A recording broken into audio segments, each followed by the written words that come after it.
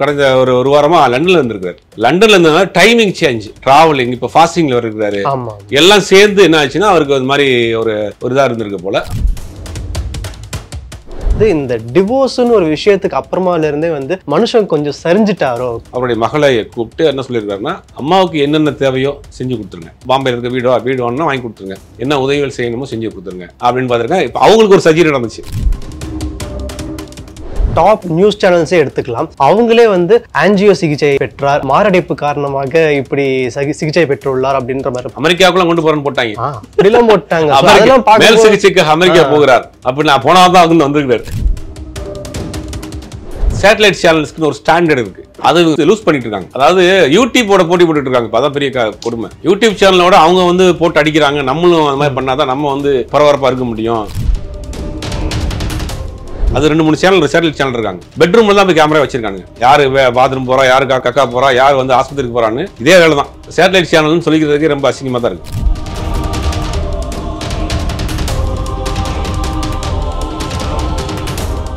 Bharat Institute of Higher Education and Research. Accord voice நேயர்களுக்கு வணக்கம். நான் உங்க சுஷீந்திரன். இன்னைக்கு நம்ம கூட ஸ்பெஷல் கெஸ்ட் யார் இருக்காங்கன்னு பாத்தீங்கன்னா, திரை விமர்சகர் திரு சுபைர் அவர்கள். வணக்கம் சார். வணக்கம். எப்படி இருக்கீங்க? நல்லா இருக்கு சார். இப்போ பார்த்தீங்கன்னா நியூஸில் ரொம்ப ஒரு பெரிய விஷயமா பேசிகிட்டு இருந்தது பார்த்தீங்கன்னா, ஏஆர் ரகுமான் அவர்கள் மருத்துவமனையில் சேர்த்துருக்காங்க அப்படின்ற மாதிரி ஒரு நியூஸ் வந்துச்சு. உண்மையிலே என்ன ஆச்சு, எதுக்காக அவர் ஹாஸ்பிட்டலில் அட்மிட் ஆனார்? லண்டனில் ஒரு நிகழ்ச்சிக்காக போயிட்டு வந்திருக்காரு, சென்னை வந்திருக்காரு. ஓகே. வந்துட்டு வீட்டில் நைட்டு ஸ்டே பண்ணுறப்ப லைட்டாக அவருக்கு அசிடிட்டி ப்ராப்ளம் மாதிரி இருக்கு. ஓகே. உடனே ஒரு ஜெலிசில் இந்த மாதிரி ஏதாவது எடுத்து சாப்பிட்ருக்காரு போல. அது ஒன்றும் கேட்கலன்னொடனே ஹாஸ்பிட்டலுக்கு போயிருக்காங்க. ஓகே. அப்போலோ ஹாஸ்பிட்டலில் போயிருக்காங்க. அப்போலோ ஹாஸ்பிட்டலில் செக் பண்ணி பார்த்தாலே ஒன்றும் கிடையாது, ஒரு கேஸ்ட்ரிக் ப்ராப்ளம் தான். மிட் நைட்டில் போயிருக்காங்க போல. ஏர்லி மார்னிங் அவர் டிஸ்சார்ஜ் பண்ணிட்டாங்க, வீட்டுக்கு வந்துட்டாங்க, நார்மல் ஆயிடுச்சு. இவ்வளோதான், வேற ஒன்றுமே கிடையாது. ஆனால் அதுக்குள்ளே நெஞ்சு வலி அதில் ஏன் நடந்துச்சு அப்படின்னா, இவர் ஒரு கடந்த ஒரு வாரமா லண்டன்ல இருந்திருக்காரு. ஓகே. ஓகே. லண்டன்ல இருந்தனால டைமிங் சேஞ்சு, ஜெட்லாக்கு, டிராவலிங், இப்போ ஃபாஸ்டிங்ல இருக்காரு. எல்லாம் சேர்ந்து என்ன ஆச்சுன்னா அவருக்கு அது மாதிரி ஒரு இதா இருந்திருக்கு போல. அதனால போயிருக்காங்க. காலையிலேயே போயிட்டு ஒரு 3-4 ஹவர்ஸ்ல எல்லா செக்அப் எடுத்துட்டாங்க. எல்லா செக்அப் எடுத்துட்டு செக் பண்ணி பார்த்துட்டு ஒண்ணுமே இல்லை, நார்மல், ஆரோக்கியமா இருக்கு. அவர் வீட்டுக்கு வந்துட்டாரு.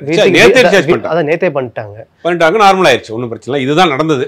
ஓகே. இருந்தாலும் செக் பண்ணிக்கிறோம்ன்றதுக்காக போயிருக்காங்க. பட் இருந்தாலும் ஏன் மீடியாக்கள் ஒரு செலிபிரிட்டிக்கு ஒரு இஷ்யூன்னு வந்த உடனே எதுக்கு அவங்க பில்டப் பண்ணி இப்படிலாம் பேசணுன்ற அவசியம் என்ன? இல்லை, செய்தி தான் உங்களுக்கு பரபரப்பான ஒரு செய்தியை கொடுக்கணும், செய்தியை முதலில் முந்தி தருவது அப்படிங்கிற விஷயத்தை தான் பண்றாங்க. ஆனா அது தீர விசாரிக்காம பண்ணி ஃபைனலா ஏதாவது பொய்யா இருந்துச்சுன்னா கெட்ட பேர் அந்தந்த மீடியாக்கள் இல்லை அப்படித்தான் பண்றாங்க. சமீபத்தில் என்ன சொல்றாங்கன்னா, நீங்க உடனே அந்த நிறுவனத்துக்கே ஃபோன் பண்ணலாம். அப்போலோ ஹாஸ்பிட்டலுடைய பிஆர்ஓக்கு நீங்க ஃபோன் பண்ணீங்கன்னா அட்டன் பண்ணுவார். ஓகே. நாங்கெல்லாம் மீடியாவில் ஒர்க் பண்றப்ப ஒரு செய்தி வருது அப்படின்னா அந்த சம்பந்தப்பட்ட நிறுவனத்துக்கு இமீடியட்டா கான்டாக்ட் பண்ணுவோம். ஓகே. ஓகே. அப்போலோ ஹாஸ்பிட்டலுடைய பிஆர்ஓ உங்கள்கிட்ட இல்லையா, அதாவது ஒரு ஜேர்னலிஸ்ட் குரூப்ல நீங்க போட்டு அப்போலோ ஹாஸ்பிட்டல் பிஆரோட நம்பர் வாங்கிடலாம். வாங்கி நீங்க அட்மிஷன் கேட்கலாம். சார் நீங்க ஆல்ரெடி ப்ரெஸ் ரிலீஸ் இது கொடுக்க போறீங்களா, இல்லை அவருக்கு என்ன நடந்துச்சு அப்படின்னு நம்ம நேர்மையாக கேட்குறது ஒரு விஷயம் இருக்கு. இல்லை இன்வெஸ்டிகேட் பண்றீங்க அப்படின்னா அங்க இருக்கக்கூடிய ஏதாவது சோர்ஸை பிடிச்சி உள்ள அப்போலோ ஹாஸ்பிட்டல் நம்ம ஏதாவது தெரிஞ்ச லிங்க் பிடிச்சிடலாம், உள்ள என்ன நடக்குது அப்படின்னு நமக்கு விசாரிச்சு அதன் அடிப்படையில் செய்தி சொல்லணும். ஒரு யாராவது ஒருத்தவங்க எங்கேயோ ஒரு ட்வீட் போடுறாங்க, ஒரு செய்தி வருதுன்னா அது அப்படியே இன்னொருத்தவங்க கேரி பண்ணி போடுறது என்ன ஆகுதுன்னா அது ஜேர்னலிஸ்ட் எத்திக்ஸ் கிடையாது. அது கிடையாது. அது நம்ம செய்திகளை சேகரிக்கிறது தான். சமீபத்தில் பார்த்தீங்கன்னா இளையராஜா அவருடைய அந்த சிம்பனிக்காக போனாங்க. அப்போ நீங்க போய் அவர்கிட்ட போய் என்ன கேட்குறீங்க, தேவா காப்பிரைட் வாங்குறது இல்லை, நீங்க காப்பிரைட் வாங்குறீங்க, காசு வாங்குறீங்க அப்படின்னு கேட்குறீங்க. அவர் போற நிகழ்ச்சி எதுக்கு போறாரு? ஒரு காமன்மான ஒரு ப்ரெஸ் மீட்னா நம்ம கேட்கலாம். நீங்க அங்க அவற்றிருந்து என்ன வாங்கணும் செய்தியை? ஒரு செய்தியாளர்களுடைய நல்ல வேலை என்னன்னா செய்தியை சேகரிக்கிறது, கேரி பண்றது, வாங்குறது. நம்மளுடைய திறமையை காட்டக்கூடாது. அவர்கிட்ட நீங்க கேட்டுருக்கலாம், சிம்பனி என்ன சார் இது வரைக்கும் யார் பண்ணியிருக்கிறா, எவ்வளோ இன்ஸ்ட்ருமெண்ட் பிளேயர்ஸ்லாம் வர்றாங்க, இதுக்கு நீங்களால கேட்க முடியுமா, இதை நீங்கள் சிடியோ வேற மாதிரி ஆடியோவோ ரிலீஸ் ஆகுமா, இல்லை வேற ஏதாவது சோசியல் மீடியாவில் போடுவீங்களா, இல்லை நாங்கள் கேட்கறதுக்கு இது எப்போ முடியும், இந்த மாதிரி அறிவுபூர்வமான கேள்வி கேட்டிருந்தீங்கன்னா அவர் பதில் சொல்லியிருப்பாரு. அதை பார்க்கக்கூடிய ஆடியன்ஸுக்கும் ஒரு நல்ல செய்தியாக போய் சேர்ந்துருக்கும். ஆனால் இப்படி இருக்கிற டாப் நியூஸ் சேனல்ஸே எடுத்துக்கலாம், அவங்களே மருத்துவமனையில் அனுமதிக்கப்பட்டார் ஏஆர் ரகுமான் அப்படின்னு சொல்லியிருக்காங்க. அப்படி போட்டுட்டு ஆன்ஜியோ சிகிச்சை பெற்றார், அதுக்கப்புறமா மாரடைப்பு காரணமாக இப்படி சிகிச்சை பெற்றுள்ளார் அப்படின்ற மாதிரி அமெரிக்காவுக்குள்ள கொண்டு போறேன்னு போட்டாங்க. அப்படிலாம் போட்டாங்க.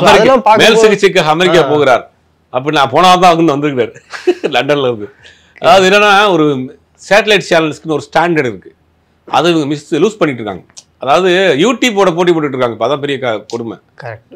யூடியூப் சேனலோட அவங்க வந்து போட்டு அடிக்கிறாங்க, நம்மளும் அந்த மாதிரி பண்ணாதான் நம்ம வந்து பரபரப்பாக இருக்க முடியும், லைம் லைட்டுக்கு வர முடியும்னு யூடியூப் சேனலோட சேட்டலைட் சேனல்ஸ் போட்டி போடுறது வந்து அவங்களுக்கு எந்த எத்திக்ஸும் கிடையாது. யூடியூப் சேனலில் லாக் பண்ணிட்டு இன்னொரு சேனல் ஆரம்பிச்சு போயிடலாம். நீங்கள் அப்படி கிடையாது. அரசாங்கத்தால் லைசன்ஸ் வாங்கப்பட்டு ப்ராப்பராக ஆரம்பிக்கிற ஒரு ஒரு கன்சர்ன். உங்களுக்கு சில ரூல்ஸ் அண்ட் ரெகுலேஷன் இருக்குது, சில எத்திக்ஸ் இருக்குது. நீங்கள் எப்படி பண்ணுவீங்க? இப்போ யூடியூப் சேனல்னா ஒரு யூடியூப் சேனல் ஆரம்பிக்கிறாரு, சேனலை வந்து பிளாக் பண்ணிட்டாங்க, ரிப்போர்ட் அடிச்சிட்டாங்கன்னா அது கட் பண்ணிட்டு இன்னொரு சேனல் ஆரம்பிச்சுட்டு போயிடுவார். எந்த விதமான ரெஸ்ட்ரிக்ஷன் கிடையாது, ரூல்ஸும் கிடையாது. ஆனால் உங்களுக்கு அப்படி கிடையாது. நீங்கள் கவர்மெண்ட்டால் நீங்கள் வந்து கொடுக்கப்பட்ட ஒரு லைசன்ஸை வாங்கி தான் சேனல் நடத்துறீங்க. அப்படிங்கும்போது ஒரு செய்தியை நீங்கள் போடுகிற போது அதனுடைய உண்மைத்தன்மையை ஆராய்ந்து போடணும். நீங்கள் அவங்களோட போட்டி போடக்கூடாது. ஆனால் இப்படி உண்மைத்தன்மையை ஆராயாமல் எதுவுமே இல்லாமல் டக்குன்னு ஏதோ ஒன்று போட்டு விட்டுடுறாங்க. ஆனால் நாளைக்கு அவங்க உண்மையே சொன்னாலும் மக்களுக்கு ஒரு டவுட் வரதானே செய்யும். அது டவுட் ஒன்று. ரெண்டாவது இப்போ சம்மந்தப்பட்டவங்களே மறுப்பு கொடுத்தாலும் அதையும் போட மாட்டேங்கிறாங்க. இந்தெல்லாம் மேகசைன்ஸில் ஒரு ரூல்ஸ் இருந்துச்சு, என்னென்னா நீங்கள் ஒரு செய்தியை போட்டீங்க, அது உண்மையான செய்தியாகவே இருந்தாலும் இல்லைன்னு அவர் மறுத்தாருன்னா அந்த செய்தியும் போடுவாங்க. நீங்கள் ஒரு ஸ்கேம் பண்ணியிருக்கீங்க, நான் அதை பற்றி இன்வெஸ்டிகேஷன் பண்ணி நான் உங்கள்கிட்ட போட்டேன். ஓகே. அது என்ன செய்வாங்க அப்படின்னா, நீங்கள் ஒரு ஸ்கேம் பண்ணியிருக்கீங்க, உங்கள் மேலே ஒரு குற்றச்சாட்டு வந்திருக்கு அப்படின்னா நான் உங்கள்கிட்டே ஃபோன் பண்ணி கேட்பேன், உங்கள்கிட்ட அப்பாயின்மெண்ட் கிடைக்குமா, உங்கள்கிட்ட அதுக்கு இது சம்மந்தமாக நீங்கள் என்ன சொல்ல போகிறீங்க, உங்களுடைய கருத்தையும் போடுவாங்க அதில். இந்த மாதிரி இந்த ஸ்கேம்லாம் நடந்திருக்கு, இது சம்மந்தமாக இவர்கிட்ட விசாரித்தேன், சம்மந்தப்பட்ட சோன் பார்ட்டிகிட்டே விசாரித்தேன், அவர் இந்த மாதிரிலாம் சொல்கிறாரு அப்படின்னு ஒரு செய்தியை சொல்லுவாங்க. இது எப்படி இருக்கு கேட்குறது? ரெண்டு தரப்பு செய்தியுமே நம்ம வாங்குற மாதிரி இருக்கும். ஆனால் இங்கே என்ன செய்கிறாங்க அப்படின்னா, இப்போ அது மறுப்பு தெரிவித்தாலுமே என்ன பண்ணுறாங்கன்னா அதை போடுறதில்ல. கரெக்ட். நான் சொன்னதை கன்ஃபார்ம் பண்ணுறேன், அப்படி போட்டால் தன்னுடைய இது போயிடும், தன்னுடைய நம்பகத்தன்மை போயிருங்கிறதுக்காக அந்த மறுப்பு செய்தியும் போடுறதில்ல. அது 2-3 சேட்டலைட் சேனல் இருக்காங்க. அவங்க வந்து எப்பயுமே நேரடியாக பெட்ரூமில் தான் போய் கேமரா வச்சுருக்காங்க. யார் பாத்ரூம் போகிறா, யார் இதுக்கு போகிறா, கக்கா போகிறா, யார் வந்து ஆஸ்பத்திரிக்கு போகிறான்னு இதே வேலை தான் 2-3 சேனல். அது வந்து சேட்டலைட் சேனல்னு சொல்லிக்கிறதுக்கு ரொம்ப அசிங்கமாக தான் இருக்குது. ஏன்னா இதுக்கு முன்னாடி வந்து ரஜினிகாந்த் அவர்களுக்கு உடல்நிலை குறைவாக இருக்கும்போது அவர் காலியே ஆயிட்டாரு அப்படின்ற மாதிரிலாம் நியூஸ்லாம் போட்டு ஃபேக் நியூஸ் பரவிட்டு இருந்தாங்க. அதுக்கு தனுஷ் அவர்கள் வந்து அவர் ஆரோக்கியமாக தான் இருக்காரு அப்படின்ற மாதிரி சொல்லியிருந்தாங்க. ஸோ இந்த மாதிரி பெரிய பெரிய பிரபலங்களுக்கு இது ஒரு பெரிய பிரச்சனையாகவே உண்டாக்கிட்டே இருக்குது. மன உளைச்சல் தானே அவங்களுக்கு. அவர் சார்ந்த உறவினர்கள், ரசிகர்கள் அவங்களுக்கு இந்த மாதிரி ஒரு செய்தியை கொண்டு வந்து சேர்க்குறப்ப அவங்க வருத்தப்படத்தானே செய்வாங்க, ஒரு பதட்டமடைத்தானே செய்வாங்க. அப்படிங்கிற போது செய்திகள் நம்ம சொல்கிறப்ப ரொம்ப கவனமாக இருக்கணும். அதில் யாராவது அதனால் பாதிக்கப்பட போகிறாங்கன்னு பேசணும், பார்க்கணும். அதை கொஞ்சம் அவங்க கடைபிடிச்சா நல்லாயிருக்கும். ஓகே. ஏஆர் ரகுமான் அவர்கள் வந்து இந்த டிவோர்ஸ்னு ஒரு விஷயத்துக்கு அப்புறமாலேருந்தே வந்து மனுஷன் கொஞ்சம் சரிஞ்சிட்டாரோ, கொஞ்சம் சோர்ந்து போயிட்டாரோ அப்படின்ற மாதிரி ஒரு பார்வையில் நிறைய பேர் பேசுகிறாங்க. நீங்கள் இல்லை, அது எல்லாருக்குமே ஒரு பிரச்சனை வர்றப்ப கொஞ்சம் மனுஷன் தானே, எல்லாருமே எல்லா உணர்ச்சிகளும் உள்ள மனிதர் தானே. அவர் வானத்திலிருந்து வந்தது கிடையாது, அவருக்கும் இருக்கான். இப்போ அது வந்து எனக்கு வரக்கூடிய இப்போ தகவல் என்னன்னா, அவங்க வந்து திருப்பி சேர போகிறாங்க. அதாவது கணவன் மனைவிக்குள்ளே எப்பப்போ சின்ன சின்ன சண்டை வரும், கொஞ்சம் அவங்க முன்கோபியாக இருந்திருக்காங்க, அதனால் அந்த விஷயத்த சொல்லிட்டாங்க. இப்போ நேற்று கூட அவங்க கொடுத்த ஸ்டேட்மெண்ட் பார்த்துருப்போம், என்னை வந்து முன்னாள் மனைவின்னு சொல்லாதீங்க, நாங்கள் ஒன்றும் லீகலாக. அப்போ திருப்பி வர்றதுக்கு அவங்க வந்து தயார் நிலையில் இருக்காங்க. கணவன் மனைவி சண்டையை வந்து பிரபலியமாக இருக்கிறதுனால செய்தி ஆயிடுச்சு. இல்லாட்டி எல்லார் வீட்லையும் டெய்லி சண்டை நடந்துக்கிட்டு தான் இருக்கு. உண்மையிலே ஏஆர் ரகுமான் அவர்கள் வந்து ரியல் லைஃப்ல எப்படிப்பட்ட ஒரு மனிதர்? நல்ல மனிதர்னு சொல்றாங்க, பட் எப்படிப்பட்ட ஒரு மனிதர் உங்க பார்வை? நல்ல ஒரு தொழில் மேல் மிகப்பெரிய ஒரு மரியாதை, பக்தி உள்ள நபர், நேர்மையான மனிதர். ரொம்ப ரொம்ப ரொம்ப நேர்மையான மனிதர். நிறைய ஹெல்பிங் டெண்டன்ஸ் உள்ள நபர். அவருடைய உதவி குணத்துக்கு நிறையா சொல்லலாம். ஒரே ஒரு உதாரணம் சொல்கிறேன். சைதாப்பேட் கோர்ட்டில் ஒரு பையன் டீ ஊற்றிட்டு இருக்காப்புல. அந்த பையனுக்கு வந்து மியூசிக் கற்றுக்கணும்னு ஆசை. அந்த பையன் லைவாக இருக்கிறாரு, அனைமா அது சம்மந்தமாக கூட அவர் கூட வீடியோ கூட போடுறதுக்கு வாய்ப்பு இருக்குது. அவர் வந்து ரஹ்மானுடைய அந்த மியூசிக் கான்சர்ட் காலேஜில் வந்து ஜாயின் பண்ணி படிக்கணுங்கிறார், ஆசைப்படுறாரு. அப்போ எப்படியோ ஒரு லிங்கை பிடிச்சி மீட் பண்ணி நான் வயலின் கற்றுக்கறோம் அப்படின்னு கேட்குறாரு. ரஹ்மான் சொல்கிறார், வயலின் கற்றுக்கிட்டீங்கன்னா இந்தியாவுக்குள்ளே மட்டும் தான் சுற்றுவேன், செல்லோ கற்றுக்க அப்படின்னு அந்த பையனுக்கு ஃப்ரீயாக செல்லோ கற்றுக் கொடுக்குறாங்க. ஓகே. இன்னைக்கு அமெரிக்காவில் இருக்கிற டாப் மோஸ்ட் பேண்டில் வந்து செல்லோ பிளேயராக இருக்காப்புல அந்த பையன். நீங்கள் சென்னைக்கும் இந்த அமெரிக்காவுக்கும் அந்த பையன் ட்ராவல் பண்ணி பறந்துட்டு இருக்காப்புல. இது மாதிரி எத்தனையோ பேர். அப்புறம் அவர் மியூசிக் காலேஜ் வச்சு நடத்தார் இல்லையா, அந்த இடம் வந்து ஒரு நாகர்கோயிலை சேர்ந்தவர், துபாயில் இருக்கிறார். அவருடைய அந்த இடத்த விற்கிறார்.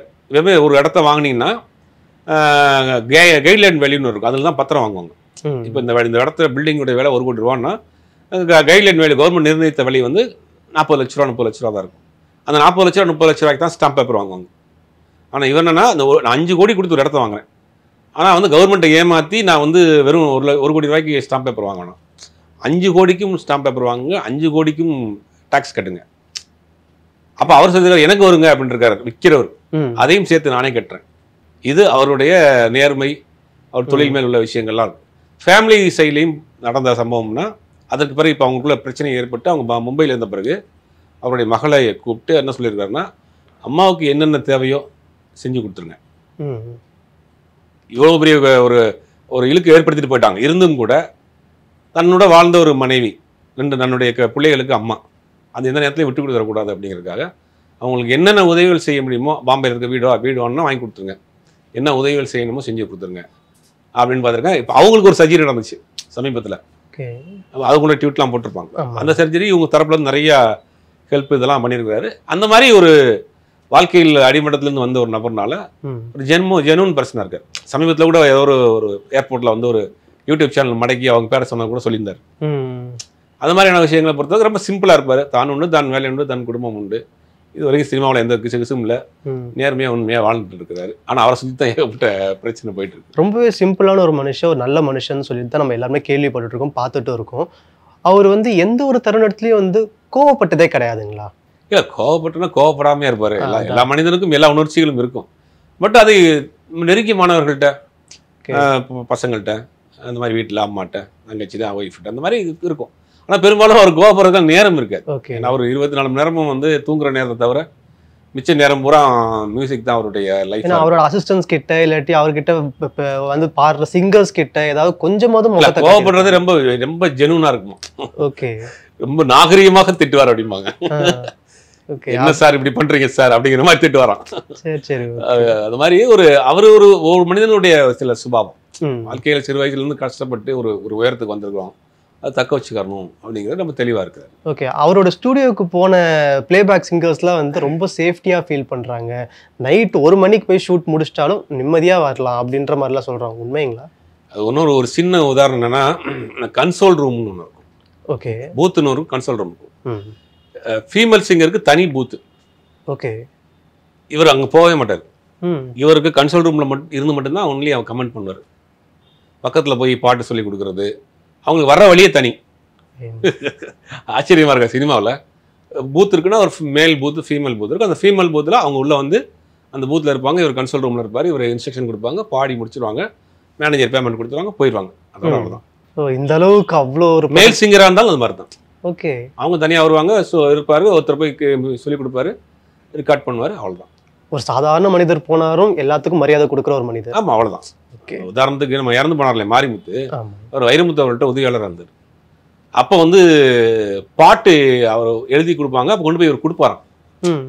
அப்போ சொல்கிறார், ரொம்ப சிம்பிளாக இருப்பார், அவரே வந்து என்று அவ்வளோ ஈஸியாக பேசுவார், வீட்டில் உட்காந்துருப்பார், ரொம்ப சிம்பிளாக வீட்டில் இருப்பார் அப்படின்ற மாதிரி அவரே நிறைய விஷயங்கள் பதிவு பண்ணியிருக்காரு. ஏன் சொல்கிறாருன்னா, அவர் உண்டு, ஒரு வேலை உண்டு, அந்த மாதிரி இருக்கிறாரு. வர ஆட்கள்கிட்டையும் அந்த மாதிரி தான் நடந்துக்கிறாரு. நம்ம நேயர்களுக்காக நிறைய விஷயம் ஷேர் பண்ணீங்க சார், ரொம்ப நன்றி.